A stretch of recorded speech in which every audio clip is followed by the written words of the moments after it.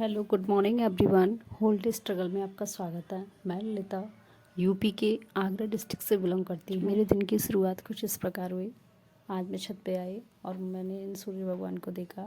इन्हें देखकर हमारे अंदर खुद से ही पॉजिटिव एनर्जी आ जाती है और यही एनर्जी हमें सारा दिन मोटिवेट रखने में हेल्प करती है। जैसा कि मैंने आपको बताया है कि मैं छत पर आकर कुमार गौरव सर की करंट अफेयर की क्लास देखती हूँ। इसे देखने से हमें बहुत मोटिवेट होने के लिए मिलता है, प्लस हमारी पढ़ाई भी अच्छी हो जाती है खुले में बैठकर पढ़ने से। कल मैं देख रही थी कि आरपीएफ कांस्टेबल एंड एसआई की वैकेंसीज आ चुकी हैं। वो लगभग 4000 प्लस करके कुछ वैकेंसी हैं, जिसमें से कुछ एसआई के लिए हैं और कुछ आरपीएफ के लिए। हालांकि वैकेंसीज कम है, लेकिन इतनी भी कम नहीं है। सेंट्रल की वैकेंसी हैं, थोड़ी कम ही आती हैं लेकिन बेहतरीन आती हैं, क्योंकि बड़ी पोस्टिंग की जब कोई वैकेंसी आती है तो वो संख्या में थोड़ी कम ही होती है। इस वैकेंसी के लिए लास्ट जो एज लिमिट बताई गई है वो 28 ईयर्स बताई गई है और शायद इसमें एज रिलैक्सेशन भी दे रखा है। मैंने अभी क्लियरली देखा नहीं है। यदि आप इस वैकेंसी के लिए एलिजिबल हैं तो आप 15 अप्रैल से इसकी फॉर्म जो ऑनलाइन करने की डेट स्टार्ट हो चुकी है, आप अपने फॉर्म ऑनलाइन करिए और अपनी तैयारी में लग जाइए, क्योंकि हो सकता है सितंबर के बाद आपके एग्ज़ाम भी हो जाएं। इस वैकेंसी से रिलेटेड अगर आपको डिटेल में न्यूज़ चाहिए तो आप रोजगार वेद अंकित यानी कि RWA के यूट्यूब चैनल पर जाकर आप अपने इसके साथ ही सीटेट 2024 जिसका एग्ज़ाम 7 जुलाई को होने वाला है, उसके लिए भी कोई ज़्यादा टाइम नहीं लग गया है। क्योंकि इतने टाइम में अगर हम एक एक करके भी अपने सब्जेक्ट को टाइम देंगे तो शायद एग्ज़ाम तक ही हम उनको कवर कर पाएंगे, क्योंकि एक बार पढ़ लेने से तो हमारा एग्ज़ाम क्लियर होने से रहा।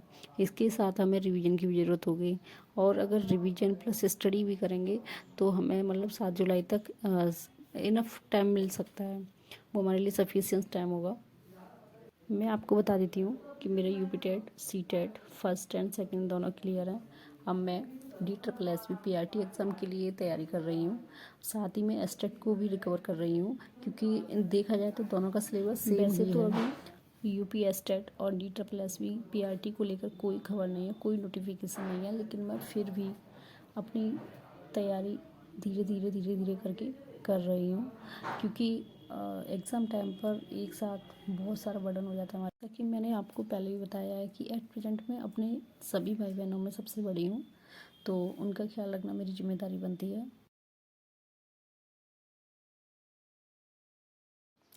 आज गणगौर की पूजा थी तो मैंने घर पर भी हेल्प की। इसके बाद खाना बनाने के बाद मुझे मार्केट से कुछ ज़रूरी सामान लेने भी जाना था, तो मैं फिर मार्केट गई। आज मेरी स्टडी का मोस्टली टाइम घर के काम में हेल्प करने में और मार्केट के काम में ही निकल गया, लेकिन इसके बाद मैंने अपनी पढ़ाई शाम तक की और बहुत अच्छे से की। जैसा कि आप सभी जानते हैं कि हम किसी वैकेंसी का उसके आने तक का इंतज़ार नहीं कर सकते कि पहले वैकेंसी की कोई न्यूज़ आए उसके बाद हम अपनी पढ़ाई स्टार्ट करें, क्योंकि हमारे पास इतना टाइम नहीं होगा।